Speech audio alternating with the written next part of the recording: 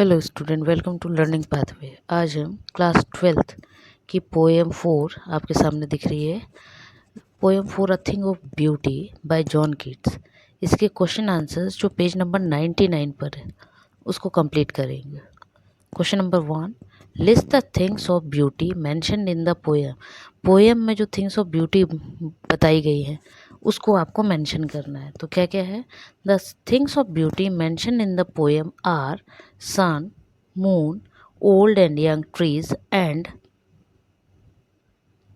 simple things like sheep, daffodils, and stream of water in the forest. Clear? तो ये हो गया आपका first answer. Question number 2, list the things that cause suffering and pain. वो चीज़ों की list बनानी है जिससे क्या है, जो क्या करता है, पेन देता है, सफरिंग देता है, परेशानी, है ना। तो क्या क्या है? Suffering and pain are the outcome of human actions. These contains dependency, loss of faith, disappointment, undesirable habit that human being are developed. मतलब क्या कहना चाह रहे हैं कि हमें सफरिंग और पेन, दुख क्यों होता है, हमें क्योंकि तकलीफ़ क्यों होती है? क्योंकि क्या होता है, पहली चीज़ हम किसी पे दूसरे पे निर्भर रहते हैं। फिर किसी लॉस ऑफ फेथ, किसी पे विश्वास करें और उसमें हमें क्या हो कि वो विश्वासघात कर दे। देन डिसअपॉइंटमेंट, किसी से हमने आशा रखी है और वो पूरी ना हो, कोई चीज़ सोची हुई है वो पूरी ना हो। तो इस तरह की चीज़ों से हमें क्या होता है, दुख होता है। Clear? Next question number 3, what does the line therefore are we wreathing a flowery band to bind us to earth suggest to you। वो कह रहे हैं कि जो पोएम में लाइन दी हुई है इसका मीनिंग क्या है। कौन सी लाइन? ये There are we gathering a flowery band to bind us of earth suggest to you। Poem में दिया था ना, क्या दिया था कि जो फ्लावरी बैंड है उसको हम इकट्ठा करके बांधेंगे यदि गुच्छे की तरह, है ना। तो उससे क्या है, उस लाइन का मीनिंग हमको बताना है। क्लियर?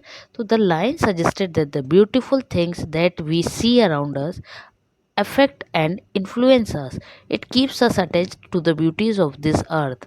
वो क्या बता रहे हैं कि ये जो चीज़ें होती हैं वो हमको क्या करती हैं, ये सुंदर चीज़ें हमें अफेक्ट करती हैं। इतना ही नहीं, इनसे हमें सीखने को मिलता है, और जब सीखने को मिलता है तो क्या है, ये जो ब्यूटीफुल चीज़ें हैं ये हमें क्या है, इनके नहीं रहने पे भी हम इनसे अटैच रहते हैं। Question number 4, What makes the human beings love life in spite of trouble and sufferings। बोले कि ऐसी क्या चीज़ है जो कि ट्रबल और सफरिंग से हमें बाहर निकाल सकती है। तो उसका पोएम का नाम ही आ जाएगा, a thing of beauty makes the human beings love life in spite of trouble and suffering. कि लोगों की क्या है, थिंग्स ऑफ ब्यूटी मतलब सुंदरता की वजह से, है ना, जो प्रकृति की सुंदरता है उसकी वजह से क्या है, हमारा जो परेशानियां हैं वो किस में बदल सकती हैं, खुशी में, लव में, प्रेम में और अच्छी लाइफ में। Clear? Question number 5, why is grandeur associated with the mighty dead. तो ग्रैंडर को माइटी डेड से क्यों किया गया है? तो देखिए answer, the deed of the mighty dead are the tales which gives us pleasure when we hear them. बोले ये क्या है, एक कहानी जिसको टेल्स बोला जाता है ना, एक तरह की कहानी जिसमें क्या होता है, ये बताया गया है, सुना है, हम लोगों ने सुना है, मतलब लोगों ने सुना है क्या, the tomb and the other grand construction created to commemorate their deaths.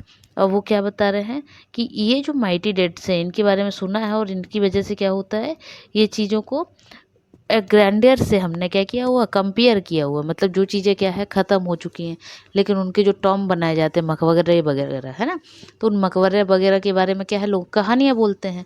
तो उसी का मीनिंग यहाँ पे इसको कोरिलेट किया गया है। ठीक है, ये जो आपका एसोशिएट किया गया है ना। Question number 6, do we experience things of beauty only for short moment और do when they make a lasting impression on us. वो बोले जो थिंग ऑफ ब्यूटी है क्या वो थोड़े समय के लिए रहती है, लास्टिंग इम्प्रेशन मतलब बहुत समय के लिए।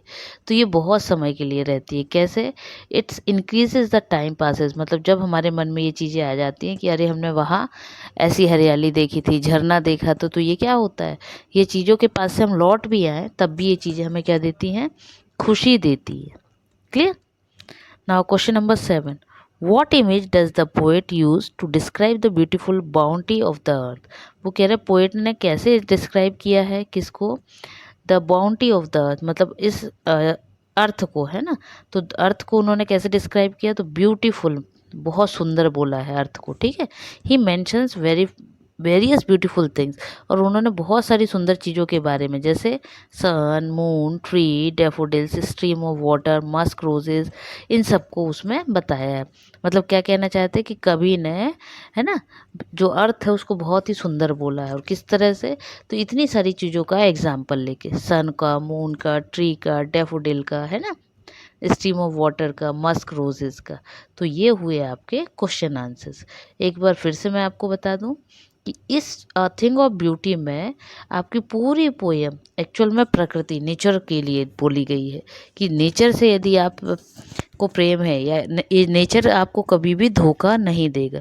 ये क्या करेगा, ह्यूमन बींग्स की टेंडेंसी क्या होती है, जल्दी दुखी हो जाता है ना, जल्दी परेशान होने लगता है, जल्दी क्या होता है, लोगों के जैसा जैसा कोई बोलेगा वैसे वैसे भावनाएं चेंज हो जाएंगी, वैसा सोचने लगते हैं ना। तो उन सब से हटकर उन्होंने ये बोला है कि यदि हम क्या करें, प्रकृति को देखें, तो प्रकृति की हर एक छोटे से छोटी चीज़ में क्या है, सुंदरता है। और वो सुंदरता को यदि हम ध्यान से देखें, उस चीज़ को समझना चाहें, तो क्या होगा, हमारी लाइफ कैसी हो जाएगी, दुखी की जो लाइफ है वो किसमें, सुख में बदल जाएगी, खुशियों में बदल जाएगी। ये पोएट के कहना था। क्लियर। तो ये हो गए आपके क्वेश्चन आंसर्स। अब आप इसको कंप्लीट कर लीजिएगा नेक्स्ट टाइम नेक्स्ट टॉपिक के साथ। तब तक के लिए बाय बाय।